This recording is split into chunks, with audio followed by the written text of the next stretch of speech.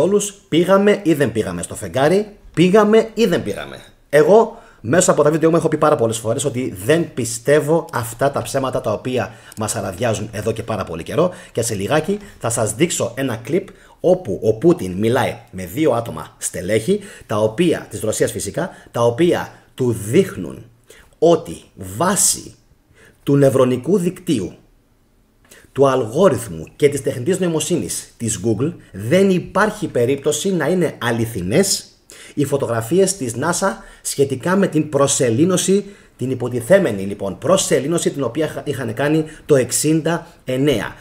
Βάσει της τεχνητής νοημοσύνης, και θα δείτε σε λίγο το βίντεο, προκύπτει ότι τόσο το φως, όσο και η αντίθεση, όσο και διάφορες τεχνικές λεπτομέρειες τις οποίες δεν μπορεί να καταλάβει το ανθρώπινο μάτι, βάσει λοιπόν όλων αυτών προκύπτει ότι είναι fake 100% η προσελήνωση της NASA.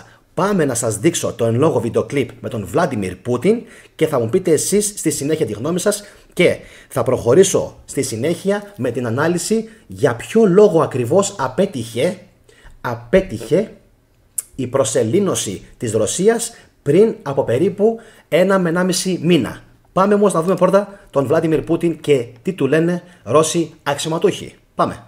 Почти все объекты на этом фото ей кажутся настоящими. В то же время вот фотография китайского лунохода у нее особенных вопросов не вызывает. А это то, что кажется не настоящим? Да, да, вот то, что красное. Это как гугловская, не наша. Так, чтобы не было предвзятости. Удивительно, но там точно вот она смотрит по очень много параметров, в том числе там, падение светотеней и так далее, и показывает, что инкорпорирована фотография.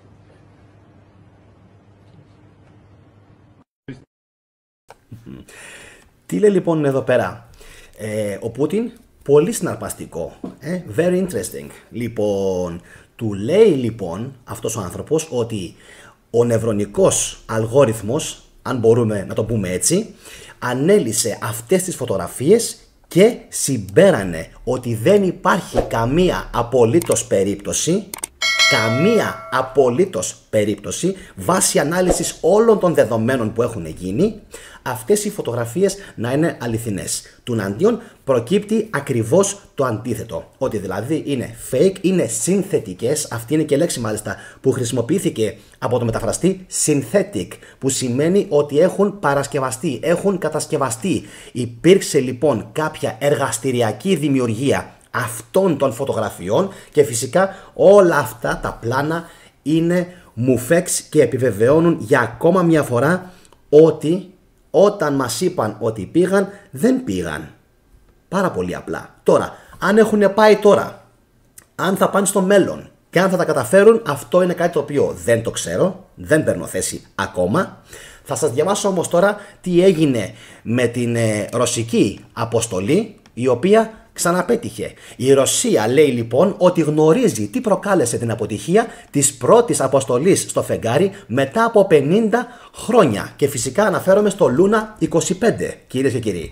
Το Λούνα 25 συνετρίβει στο φεγγάρι στις 19 Αυγούστου του 2023 κατά τη διάρκεια ενός ελιγμού που είχε σχεδιαστεί για να δημιουργήσει μια προσπάθεια προσγείωσης κοντά στο σεληνιακό νότιο πόλο 2 μέρες αργότερα. Άρα μιλάμε για περίπου πριν από 3 μήνες. Εν τω μεταξύ σας έδειξα πριν λίγο καιρό αυτό το άκρος γελίο βίντεο, το οποίο υποτίθεται μας έδειξαν οι Ινδοί, όπου το Chandrayaan 3 υποτίθεται προσελνώθηκε, αλλά έχουμε φυσικά την νοημοσύνη να καταλάβουμε ότι πάλι πρόκειται για παιχνιδάκια arcade mode του 1980 και του 90, όπου έχουμε φωτογραφίες επεξεργασμένες, CGI, και δεν υπάρχει καμία απολύτως αληθοφανέστατη λήψη της προσελήνωσης στο νότιο πόλο της Ινδίας, κάτι που είναι πάρα πολύ ύποπτο, και αναρωτιέμαι αν τυχόν αυτοί οι άνθρωποι μήπως μας κοροϊδεύουν και μήπως κάνουν εντελώς άλλα πράγματα από αυτά που μας δείχνουν και εμείς πέφτουμε θύματα και ασχολούμαστε με αυτές τις υποθέμενες προσεληνώσεις. Αξιωματούχοι της Roskosmos, της Ομοσπονδιακής Διαστημικής Υπηρεσίας της Ρωσίας, ανακοίνωσαν την αιτία για το ατύχημα λίγο αργότερα. Οι κινητήρες του Λούνα 25 πυροδότησαν για 127 δευτερόλεπτα ατυχές κατά τη διάρκεια της καύσης, αντί για 84 που είχαν προγραμματιστεί. Για άλλη μια φορά λοιπόν προκύπτει ότι έτη 2023 δεν μπορούμε να συντονίσουμε, δεν μπορούμε να κάνουμε σωστές κινήσεις σε σύγκριση με το 1969. Τρομερό. Τώρα, μια πιθανή τελική αιτία έχει φανεί. Αποδεικνύεται ότι μια ενσωματωμένη μονάδα ελέγχου απέτυχε να σβήσει τους κινητήρες επειδή δεν λάμβανε τα απαραίτητα δεδομένα από ένα από τα επιταχυνσιόμετρα του Λούνα 25, συσκευές που χρησιμοποιούνται για την ανίχνευση και τη μέτρηση της κίνησης. Ενώ παλιά λοιπόν είχαν τέλεια επιταχυνσιόμετρα, τώρα λοιπόν δεν έχουμε. Η μονάδα επιταχυνσιόμετρου δεν ήταν ενεργοποιημένη, δήλωση, λόγω της πιθανής εισαγωγής σε μια συστοιχεία δεδομένων εντολών με διαφορετικές προτεραιότητες για την εκτέλεσή τους από τη συσκευή, έγραψε η Ροσκόσμος σε ανάρτησή της στο Telegram στις 3 Οκτωβρίου. Περαιτέρω δήλωση. Αυτό δεν επέτρεψε να καταγραφεί η στιγμή που επιτεύχθηκε η απαιτούμενη ταχύτητα και να απενεργοποιηθεί έγκαιρα το σύστημα πρόωσης του διαστημικού σκάφους, με αποτέλεσμα η διακοπή λειτουργίας του να γίνει σύμφωνα με μια προσωρινή ρύθμιση, προσθέτει η ρωσική ανάρτηση.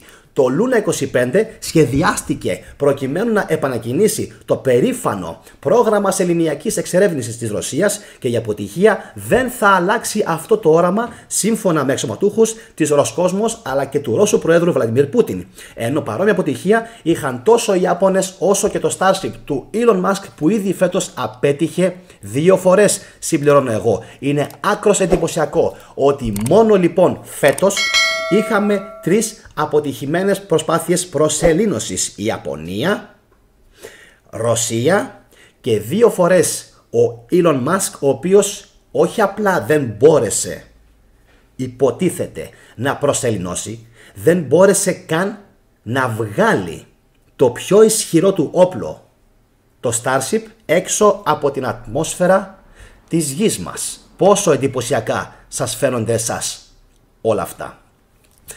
Η Ρωσία επίσης, να σας πω, σκοπεύει να ξεκινήσει 3 επακόλουθες αποστολές. Λούνα 26, Λούνα 27 και 28, όχι νωρίτερα όμως από το 2030. Ωστόσο, αυτά τα χρονοδιαγράμματα θα μπορούσαν να επιταχυνθούν μετά τη συντριβή του 25, δήλωσε ο επικεφαλής της Ροσκόσμος Γιούρι Μπόρισοφ στο Διεθνές Αστροναυτικό Συνέδριο του 23, το οποίο διεξήχθη στο Αζερμπαϊτζάν αρχές Οκτωβρίου αυτού του έτους. Δήλωση: κανείς δεν πρόκειται να σταυρώσει τα χέρια και είμαστε αποφασισμένοι να συνεχίσουμε το σεληνιακό μας πρόγραμμα. Επιπλέον, εξετάζουμε το ενδεχόμενο να μετατοπίσουμε τις αποστολές Λούνα 26 και 27 προκειμένου να έχουμε τα αποτελέσματα που χρειαζόμαστε όσο το δυνατόν πιο γρήγορα, είπε ο Μπόρισοφ στο προαναφερθέν συνέδριο.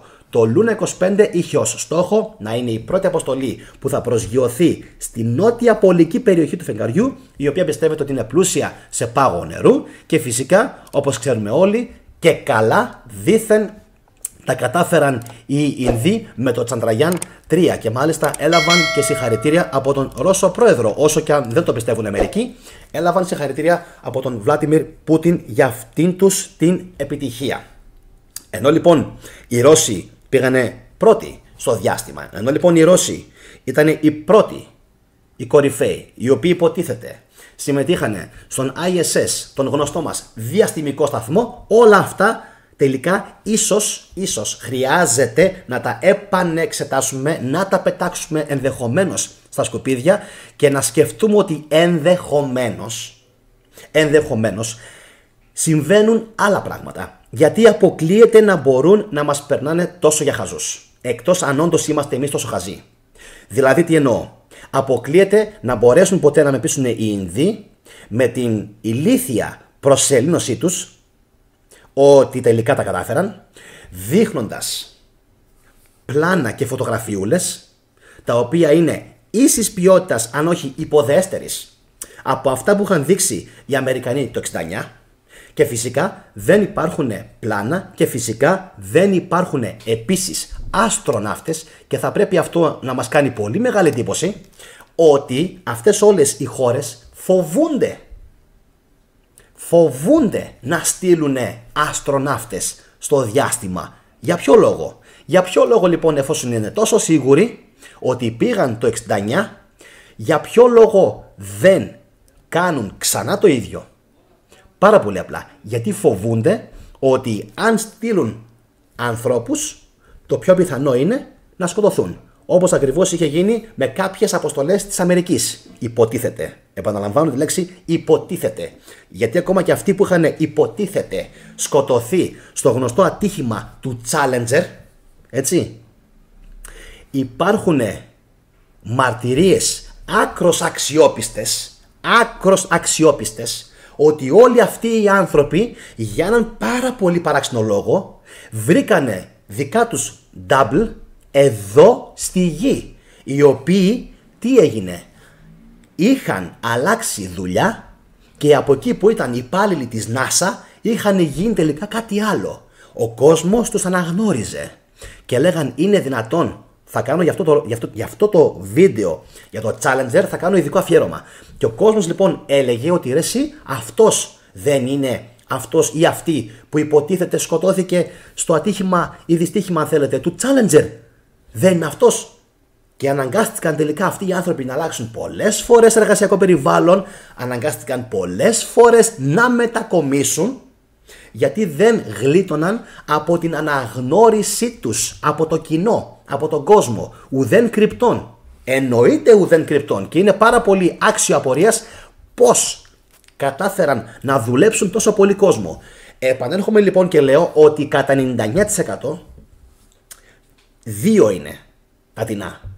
Ή μας κοροϊδεύουν μέσα στα μούτρα μας και πηγαίνουν και κάνουν άλλες αποστολές. Προσέξτε. Άλλες αποστολές. Και εμάς μας δείχνουν αυτές τις γελοιότητες για να μας κοιμίζουν. Τώρα, το που πηγαίνουν δεν θέλω να το πω σήμερα. Το κρατάω για άλλη εκπομπή. Έτσι. Γιατί κατά 99% μάλλον για αλλού πηγαίνουν. Και εμάς μας δείχνουν αυτές τις μπουρδες για να μας κοιμήσουν, για να μας δουλεύουν και φυσικά για να αμφισβητούμε, εννοείται, ότι πήγαν εκεί. Έτσι, αυτό είναι το πιο οφθαλμοφανές, το πιο λογικό και το πιο εύκολο να το σκεφτεί οποιοσδήποτε νοήμων άνθρωπος, όπως φυσικά είμαστε όλοι μας. Ή όντως είναι τόσο ανίκανοι και δεν μπορούν να τα καταφέρουν με τίποτα. Και απλά όντως σκαρφίζονται προκειμένου να τονώσουν το ηθικό του κόσμου τους, ότι κοίταξε να δεις, εγώ τα κατάφερα. Βγήκα. Πήγαμε κι εμείς. Τα καταφέραμε κι εμείς οι Ινδοί. Πήγαν, ξέρω εγώ, Κινέζοι. Πήγαν οι Αμερικάνοι. Πήγαν οι Ρώσοι. Ναι, ήρθε ευκαιρία να πάμε τώρα κι εμείς. Οι Ιάπωνες. Οι Τούρκοι. Οι Τούρκοι. Μέχρι και οι Τούρκοι. Οι Τούρκοι. Ναι, θα πάμε κι εμείς, λένε.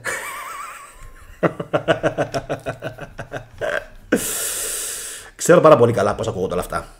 Αλλά μέχρι και οι Τούρκοι έχουν εκδηλώσει ενδιαφέρον για να πάνε στο φεγγάρι. Πριν κλείσω, να σας πω να δείτε οπωσδήποτε την χθεσινή εκπομπή για τον τελευταίο ναό που έφτιαξε ο Μέγας Αλέξανδρος στη Σουμερία, στο αρχαίο Ιράκ, προς τιμήν του Νινούρτα, προς τιμήν του Ηρακλή και προς τιμήν φυσικά του ίδιου του, προκειμένου να τιμήσει τον τοπικό θεό Νιγκυρσού Νινούρτα. Δείτε οπωσδήποτε αυτήν την εκπομπή, είναι καταπληκτική.